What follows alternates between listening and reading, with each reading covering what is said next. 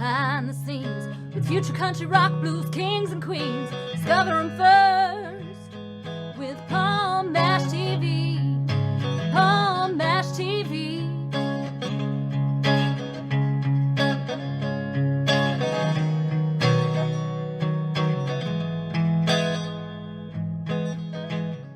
Well, hello there. It's Palm Bash TV time again. Thank you so much for joining us. We got another great interview coming up in just a moment. But before we begin, don't forget we have that subscribe and bell buttons below you there. Just click those and you'll always be notified of any new episodes coming your way.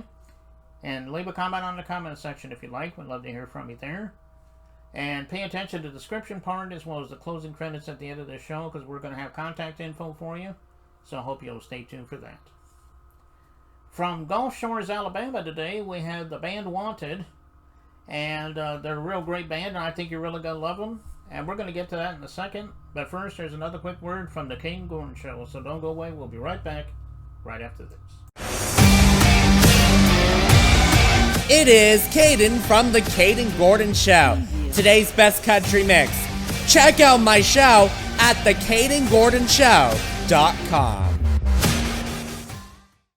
Okay, we're back, and with us today from Gulf Shores, Alabama, we have Joshua and Candy Carpenter with us. They're with the band Wanted, and we thank you so much for coming on the show, guys. Thank you, Paul, for having us. Good to see you, Paul, in person. Yeah. So good to hear from you. Well, how did it all begin for you as far as being artist goes? I mean, everyone has their own way of becoming an artist, and I'm sure you got your own story on how you became artist. So go ahead and tell us your story.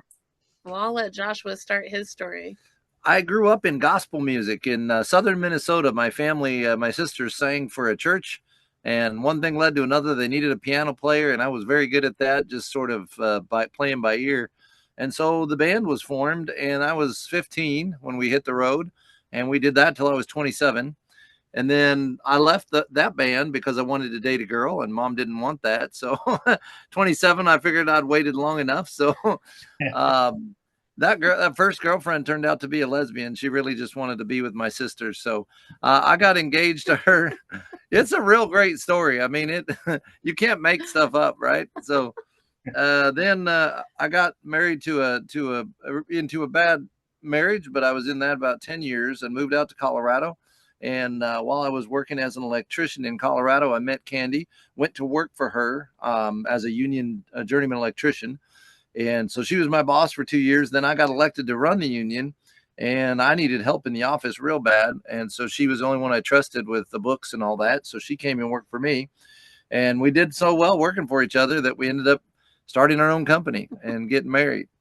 That comes to the turning point in our life. She was diagnosed with breast cancer right about that time. And then not too long after that, I tore my right rotator cuff and tendon, which for an electrician, everything's over your head. It's pretty hard to continue like that. By then I was a master electrician, and she was running the office. I was running the guys, but, the breast cancer and the injury were a turning point, because we had a chance to sit down and go, do we like what we're doing? And we didn't.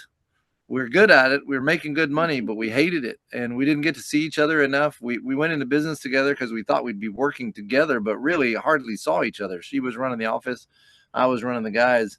So yeah, it was just didn't get to see as much as I thought I would see ever. I didn't. Those were two very separate jobs. So, so anyway, we decided to take a big leap of faith, because it wasn't what we wanted to be doing. We're like, well, life is short. And by the way, she's been cancer-free for 9 years. So they're super excited about that. Every day, grateful for that. It also changed her viewpoint. It was kind of like enough screwing around, We had enough. We realized that if we didn't do what we wanted to do pretty soon, time was going to get away from us. So we took the big leap, sold the house, closed the business, and bought this tour bus that we're in right now. We bought it as an empty shell and started working on it. We originally had 3 months and I don't know, $10,000, I think, in credit or something that we were going to build it with. And by the time everything was said and done, we ended up doing it in 8 days with $2,500. And that was 8 years ago. We've been on the road ever since. And we just decided to start a band and start singing. And we started in nursing homes and care centers, because that's who would have us. That's who would pay you a little bit. Some of them couldn't pay much of anything, but they wanted us. You want to go, and that goes back to the name of the band. The band wanted, we go where we're wanted, and they wanted us. So that was the beginning. Hmm. Well, Okay. there you go. That's the whole origination story. No, I heard that. Well, why don't you tell me your story there, Candy? Well, I Pretty did much the same not thing, grow up. I did not grow up the same way he did. No, this is the woman that my mother warned me about.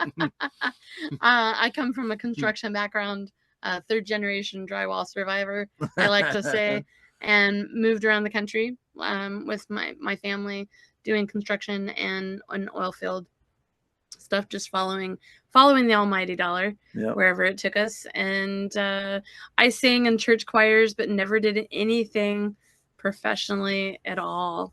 And he was actually getting back into music after he and I got married, and he decided that was his passion and wanted to get back into music. And he asked me to fill in for a singer that actually backed out on one of his demos. And that's really like, he was like, oh, like this is pretty cool. We could do this. Very, very good voice. She has a naturally good voice. I've coached a lot of people vocally and music wise, and you can't coach what she has. You either have that or you don't. She's just got a very nice voice. Okay. So yeah, we just jumped in both feet and decided that we were going to start touring full time. We really love the freedom of being on the road. I think me with my brothers and sisters for 12 years and her with her kids, which is a lot more than 12 years. That's an ongoing saga, right? We have 3 kids that we are still a going concern, but they're in their 30s. But I think that hitting the road was a special kind of freedom for both of us. Nobody knew where you were at any one time. And nobody could catch you if you were driving fast enough. I mean, it was just a kind of freedom that we still really value to this day. Okay, well, that's great stories, guys, and I can tell you'll be around for a long time doing what you're doing. Well, what were some of the bands you grew up with that helped influence you? I mean, I'm sure some of the legends come to mind. Oh, for me, I love Alison Krauss, Stevie Nicks, Patsy Cline, all the really strong female influences in music. As a teenager, I was, rebellious like so many other teenagers, and I went and dabbled into like AC/DC and Guns N' Roses and that kind of stuff. I'm very eclectic, so my music taste is pretty wide. And she can sing the phone book, so it doesn't really matter what it is. She can probably sing it. Mine would be probably over and arching above would be Willie Nelson. I really like who he is as a human being on top of his music. Not really that great a singer or that great a guitar player. And I kind of like that because I think it shows the heart of music and that it's who you are that you're selling, not your skills. We can get really lost in skills and production and smoothness. And it's really just your heart as a musician. So Willie Nelson, singing wise, I grew up on gospel music, so I love Josh Turner.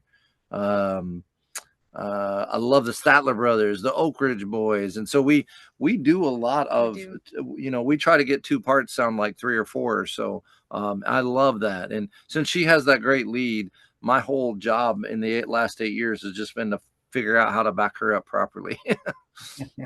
Yeah, those are some good ones too. Like you mentioned, Statler Brothers, Oak Ridge Boys, and Willie Nelson, and AC/DC, all that kind of stuff, and really great bands, obviously.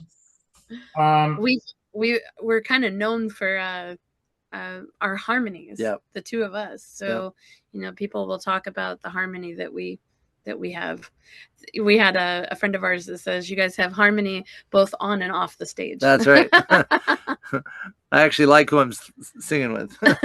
And she's sleeping with her producer, which is what they all end up doing anyway. So just don't tell her husband. Well, tell us a little bit how we can find more about you. I mean, I know you probably have an official website on social media, streaming media. I mean, tell everybody about that because I know they would love to get more stuff from you. You can find our website, which will have all of our links, but our website is www.bandwanted.us. And of course, we're on everything. So Facebook, Instagram, TikTok, Spotify, YouTube, you name it, we're there. The band Wanted is sort of a flip of, we originally just wanted, and that happens to be a boy band out of England that's kind of big, and then a different band here in the US that was more of a rock band, The Wanted, I think. Anyway, she flipped around and she said, what about the band Wanted? And I said, that's not even grammatical. Like that's not correct. But then we went with it kind of because of that, because it is so different. It makes people ask, well, they want to know more about it. And so making people stop and think is not always a bad thing. So it is the band Wanted. And we've been anywhere from a 3-piece to a 5-piece. Yep. So, and we always invite other musicians and people to join us. So you never know what you're going to get from one show to another. Right. Okay. We'll go to thebandwanted.us and check out everything on streaming and social media, and I know they will love you for that. So check them out there. And Tombstone is the name of the song, and it's really great song. I'm sure it's self-explanatory. It sounds like it's set in the Old West, I guess. Anyway, tell everybody about that. So I wrote the song Tombstone during COVID. Our tour bus, we were actually doing some shows there. And when everything shut down, our tour bus stopped right there. And we were there for 4 years. But, we just fell in love with the town, and everything about the song talks just absorbing everything about Tombstone, really.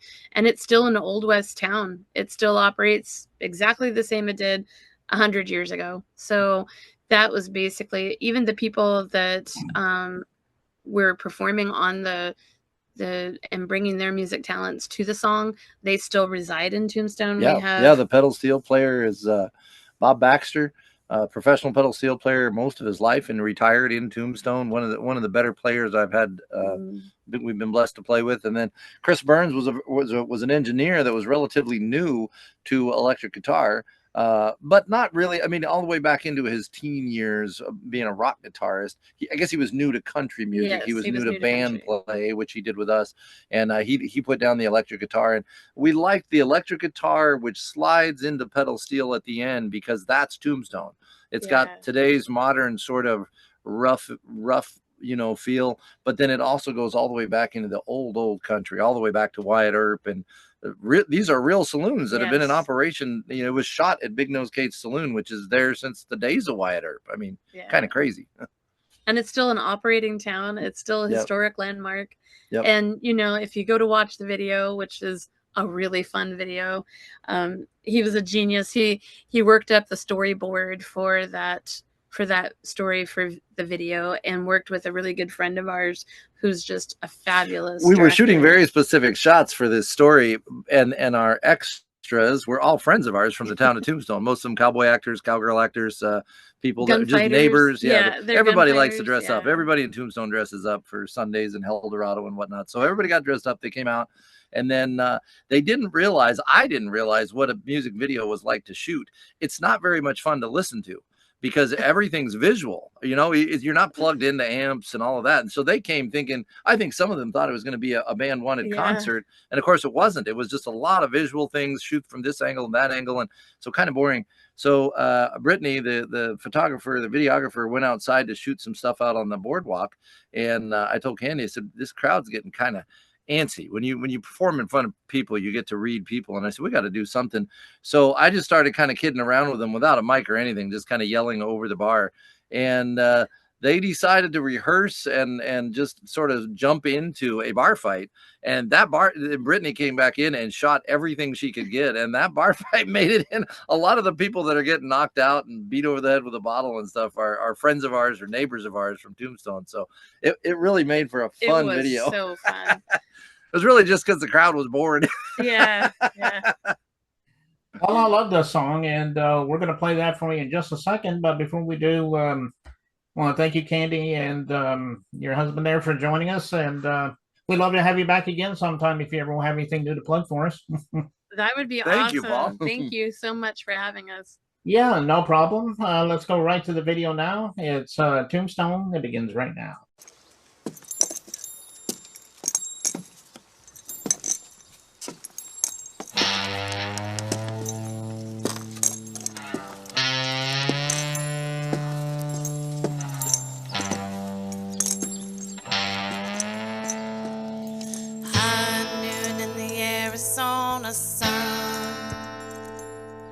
not a cloud in the sky. Warm desert breezes carry sweet smells of China berries by. The hollow sound of footsteps on these dusty old boardwalks. Highland Street transports you to another place in time. Tombstone where the old west comes alive. In the town too tough to die. On the wind voices whisper in my ear. Shadows playing tricks with my mind.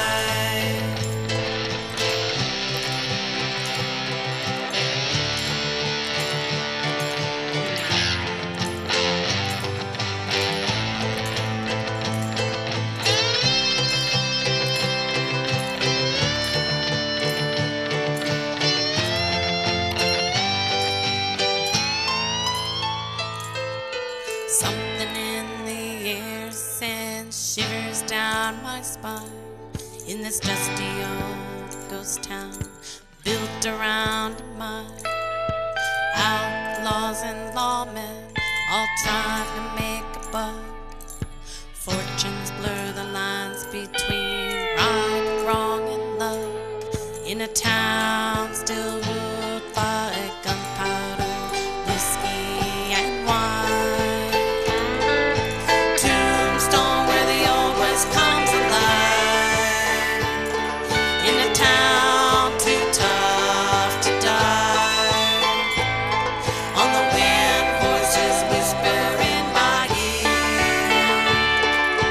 Shadows